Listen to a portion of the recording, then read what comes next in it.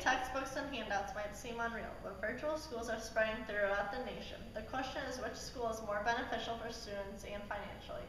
We will talk to both students and teachers to see which is preferred by who. I'm Danielle, a teacher from a regular public school. And I'm Emily, teacher from an all-virtual school. I'm Alicia, student from an all-virtual school. I'm Teresa, student from a regular public school.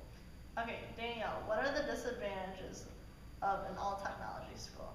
The disadvantages are that there's less student-teacher relationships that are formed with one another.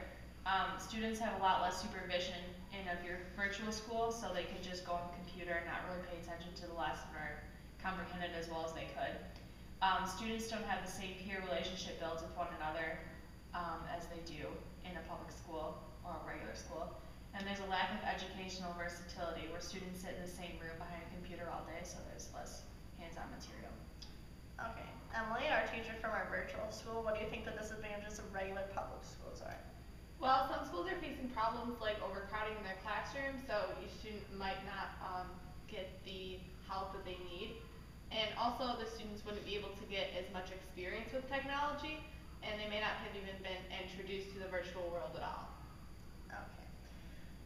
Emily, what do you think the benefits from your own school are? Well, there are more courses available for students. Online learning is also a lot more flexible. Students can work at their own pace, and students with extenuating circumstances won't fall behind. And there are also more opportunities for students to participate in, like different kinds of projects from technology. Okay, Danielle, what do you think the benefits from your school are? The benefits are that there are more student-teacher interaction with one another. They can form relationships. It's more personal for students in a regular type standard traditional setting. Students get the chance to interact with others and form better peer relationships with one another, like better friendships and that kind of thing. Students benefit from the experiences of group work, which teaches them a lot of more social skills and that kind of thing. And students of all different styles of learning have better time from the hands-on setting than they do like behind a computer. Okay. Alicia, what does the typical day in your classroom look like? Well, our days is we have a 6-hour day. We're given our assignments on Blackboard for each class. It's regular curriculum, except the only difference is it's on a computer. There's a teacher there to help you if you have any questions, and it's basically the same as a regular school, except computers are involved.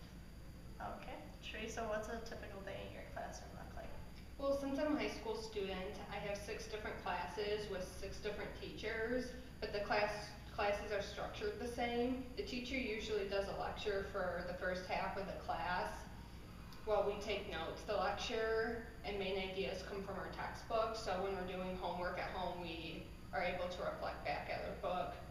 The last half of the class consists of group or individual work, or sometimes we have class discussion. During this time, we can ask our teachers any questions that we have. Okay, and what about that teaching style is beneficial for you? Like Danielle said, I like being able to build relationships with my peers and my teacher. I learn better from hands-on learning. I feel like definitely having the teacher there in the classroom setting, I will learn more than just behind a computer. Okay. And Alicia, what about the teaching style that you learned from is beneficial for you? I can go at my own pace when I'm working on the computer. It's quieter in the classroom, and although it's behind a computer, there is a teacher there to help me if I do need it, so that's what I like about it. Okay, and we have an email from Whoopi Goldberg.